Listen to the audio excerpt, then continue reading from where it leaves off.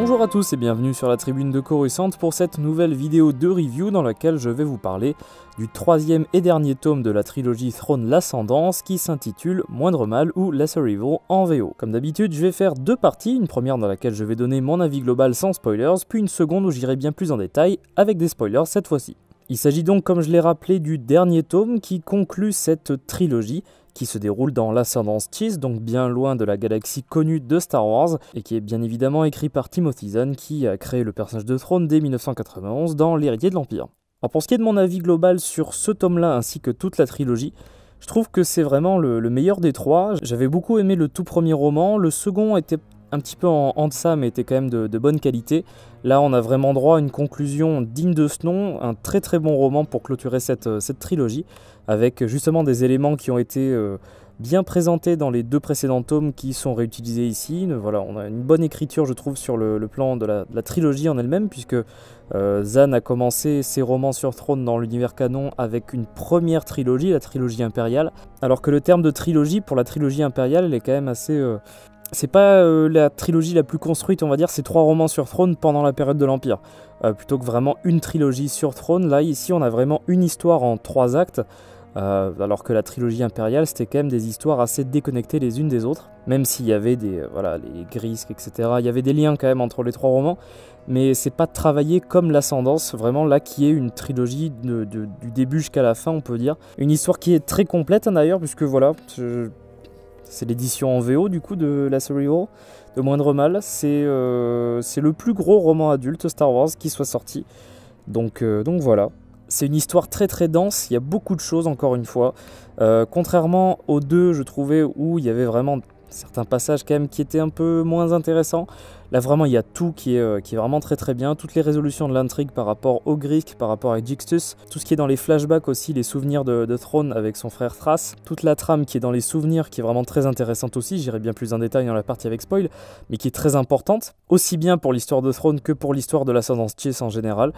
Donc franchement, ouais, très très convaincu par cette fin de trilogie. Si vous avez aimé les deux premiers, je pense que vous avez apprécié celui-là, puisque vraiment c'est le meilleur des trois, ça c'est clair. Je trouve que le roman fait une très bonne conclusion à tout ça, et en plus permet d'initier un petit peu l'évolution de Thrawn par rapport à ce qui va devenir plus tard dans l'Empire, puisqu'on a 2-3 pistes, j'en parlerai un petit peu plus tard, mais ça justifie justement cette caractérisation qui pourrait sembler assez différente au début, en tout cas dans l'Ascendance, mais qui est bien travaillé justement pour faire le lien avec le Throne de Rebels, c'est le Throne un peu plus entre guillemets méchant qu'on a par la suite, donc ça c'est quand même assez bien géré, et on retrouve justement, je vais pas faire trop de spoil non plus là pour cette première partie, mais le lien est bien fait justement avec ce qu'on avait présenté dans le premier roman Throne, vis-à-vis de son exil, etc. On apprend, on a toute l'histoire de Throne avant qu'il n'arrive dans l'Empire. C'est vraiment 2 trilogies qui méritent d'être lues, surtout celle-ci je trouve, où vraiment on est transporté dans une autre... J'ai toujours apprécié en fait, voilà,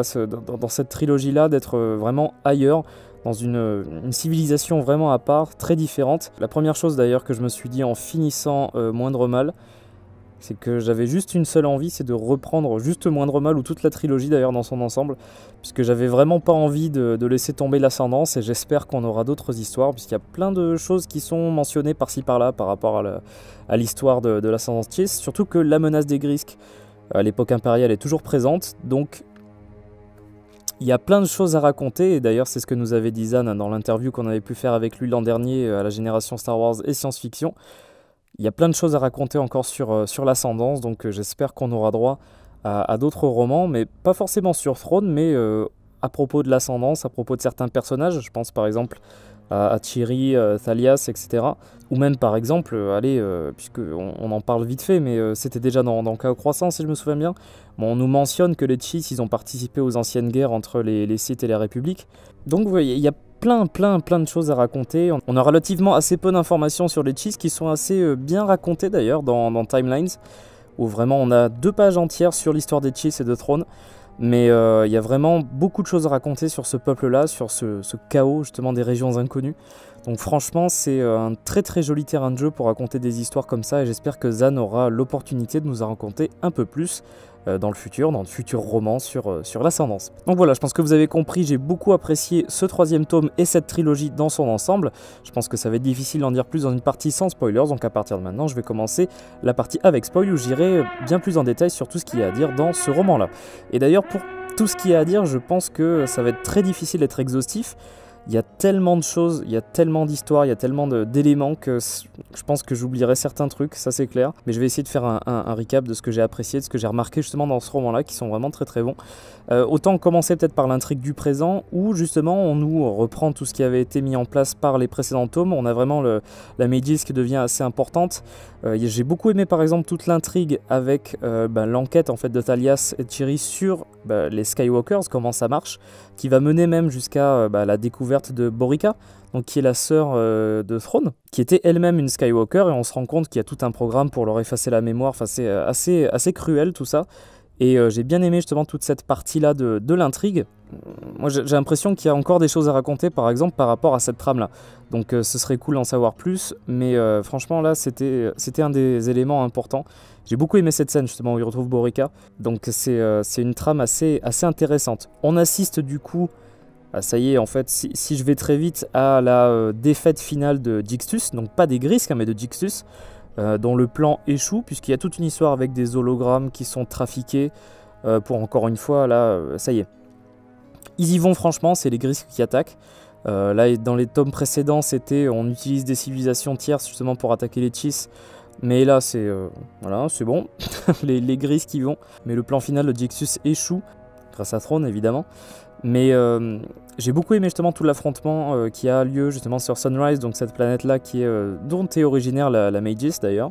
C'est vraiment une bataille qui est bien décrite, bien faite, qui est vraiment prenante et qui offre une conclusion satisfaisante je trouve à tout ce conflit là, même si les Grisques fidèles à eux-mêmes font disparaître toute trace d'eux. Ils veulent pas qu'on sache à quoi ils ressemblent, leur vaisseau, en fait ils essayent de garder le maximum d'informations confidentielles à leur sujet, et on sait que cette menace n'est pas terminée puisqu'on la retrouve dans la trilogie impériale. Même après le roman de trahison, hein, c'est pas fini tout ça. J'ai bien aimé le fait justement qu'on reprenne aussi ce qui était suggéré par le premier roman Throne, c'est que contrairement à l'univers légende où il avait été complètement exilé, là dans l'univers canon il y a un double jeu en fait par rapport à cet exil de Throne, puisqu'il est plus ou moins orchestré par Throne lui-même, le général Bakif aussi, puisque Throne est puni pour les actions qu'il a fait qui ont justement garanti la victoire contre Jixtus, mais ses méthodes ont été condamnées justement par l'ascendance, et il est condamné à l'exil. Une chose qui est complètement acceptée par Bakif et Throne, qui voit une opportunité ici justement de se rapprocher de l'Empire qui vient juste de se créer. Et c'est ce qu'on voit par la suite. Throne se fait trouver quelques années plus tard par l'Empire et intègre l'armée impériale, comme on peut le voir dans le premier roman Throne, et la suite justement dans Rebels et dans les autres romans. J'ai bien aimé aussi par rapport à la caractérisation de Throne qu'on voit qu'il est capable de faire à peu près tout si ça implique la survie et la défense de l'ascendance. Il est quand même pas rancunier parce qu'ils sont pas vraiment tendre avec lui. Il a quand même cet attachement et cette volonté de défendre son peuple, et il est prêt à tout faire. Et ça c'est une phrase assez marquante vers la fin du livre.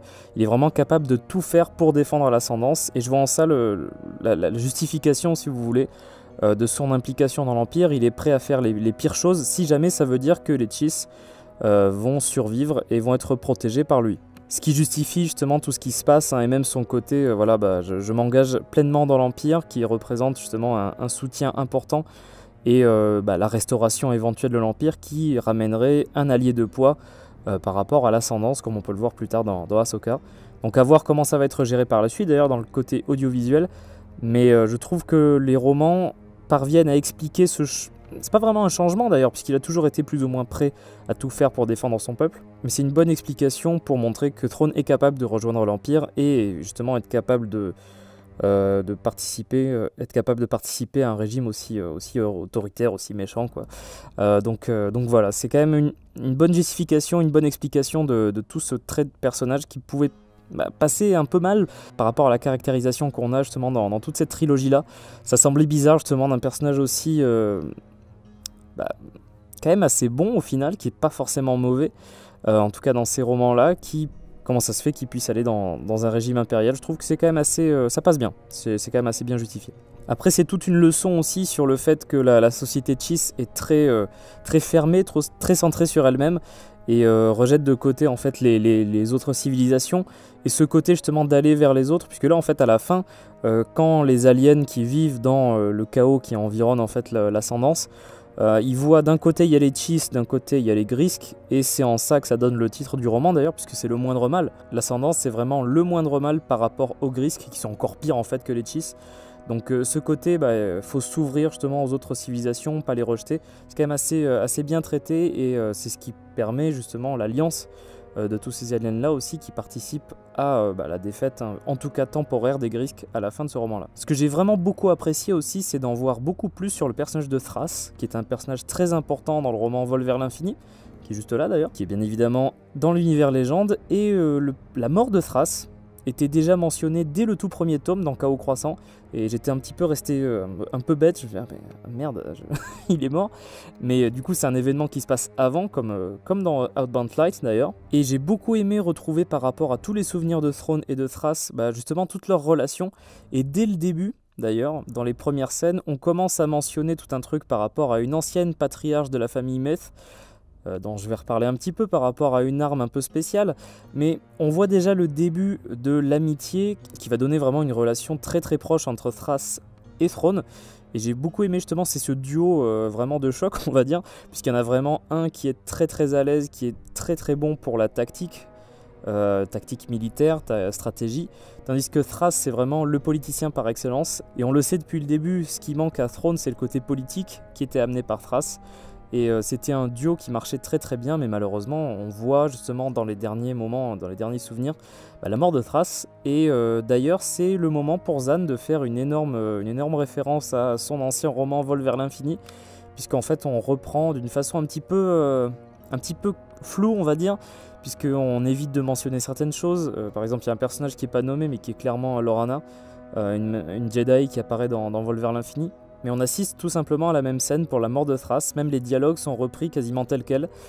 Donc il y a un gros travail de Zan pour réintégrer justement toute l'histoire avec les pirates Vagari et le vaisseau, le Vol vers l'infini, qui n'est jamais nommé d'ailleurs, mais qui est juste mentionné comme un vaisseau qui vient de l'espace inférieur, le Lesser Space, comme l'appellent les Chiss. Mais j'ai beaucoup apprécié ça, et c'était quand même assez marquant, même si la mort passe un peu vite d'ailleurs. Quand on voit la relation qui lie les deux personnages, c'est quand même assez prenant, et la mort de Thras, ça m'a quand même pas mal touché.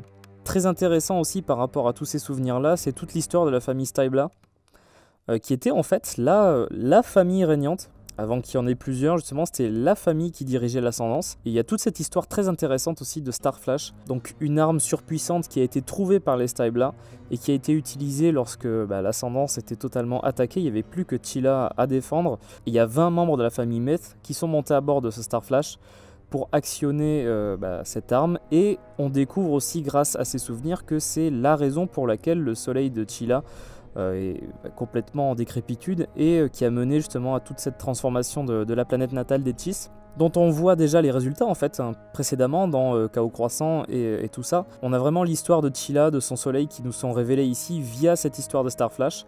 Et on voit aussi, alors truc très important, c'est que dans les flashbacks jusqu'à maintenant, si je repense à Chaos Croissant, on voyait que Kivronuru devient Mithronuru. Par contre, on n'avait pas encore le passage de Mithronuru à Mithronuru Odo, donc le nom complet de Thrawn tel qu'on le connaît dès le début en fait d'ailleurs du tome 1 dans la trame du présent, il s'appelle déjà Mithronuru Odo. En fait ce Odo c'est un suffixe qui est rajouté à la fin des noms de ceux qui ont été honorés, c'est un titre honorifique en fait donné par la famille Stybla. Et Thrawn en fait l'a reçu dans les souvenirs qu'on voit dans Lesser Evil, puisqu'en fait il a rendu service à la famille des Stybla par rapport justement à une partie, si je me souviens bien, un objet, une technologie qui vient du Starflash. D'ailleurs pas du Starflash original, mais du second Starflash, puisqu'il y en a un deuxième qui a été récupéré par les Stybla. Mais j'ai trouvé ça vraiment super intéressant, toute cette histoire d'armes très dangereuses qui a été utilisée en dernier recours par les Chiss pour défendre leur peuple, ce qui a anéanti leur soleil. Et se plonger un peu dans l'histoire ancienne justement de cette ascendance, c'était vraiment très intéressant. Aborder cette famille des Stybla, c'était assez intéressant, et c'est une des raisons pour lesquelles j'ai vraiment très envie d'en savoir plus. Je sais pas moi, par exemple des romans qui se passeraient à l'époque de l'Ancienne République chez les Chiss, ou par exemple voilà toute cette histoire de Starflash, les différents conflits qu'il y a pu y avoir. Franchement, ce serait très intéressant d'avoir des préquels pour l'histoire de l'Ascendance. Ce qui est très habile de la part de Zahn, c'est qu'on parle dès la première rencontre entre Thras et Thrawn de Thomoro, qui est l'ancienne patriarche de la famille des Myth, et qui a sacrifié 4 de ses fils à bord du Starflash. Ça, on l'apprend bien plus tard, mais c'est toute une histoire ancienne de l'Ascendance qui est petit à petit disséminée dans tous ces souvenirs-là, et qui est vraiment très intéressant, vraiment passionnant. J'ai vraiment très envie d'en savoir plus par rapport à cette ancienne civilisation, puisque là on remonte à des événements qui sont il y a 4000 ans avant la bataille de Yavin. Donc j'espère que Zahn aura l'opportunité de raconter encore plus d'histoires par rapport à son peuple fétiche, les Chiss et leur ascendance. Donc voilà, je pense que c'est à peu près tout ce que je pouvais dire par rapport à ce roman-là, que je vous recommande très fortement. C'est une de mes trilogies préférées, franchement si c'est pas ma trilogie préférée de l'univers canon. J'ai vraiment été happé, pris par cette histoire, cet univers qui est à la fois très différent et très ancré aussi dans ce qu'est Star Wars, et je ne saurais que trop vous recommander la lecture de ces romans-là. En tout cas, j'espère que cette vidéo de review vous aura plu. Si c'est le cas, n'hésitez pas à laisser un like, n'hésitez pas à commenter pour donner votre avis sur Moindre Mal. N'hésitez pas à vous abonner à la tribune de Coruscant en activant les notifications si vous ne voulez pas rater nos prochaines vidéos, y compris les reviews littéraires. On se retrouvera très vite pour la suite des vidéos, à bientôt et que la force soit avec vous.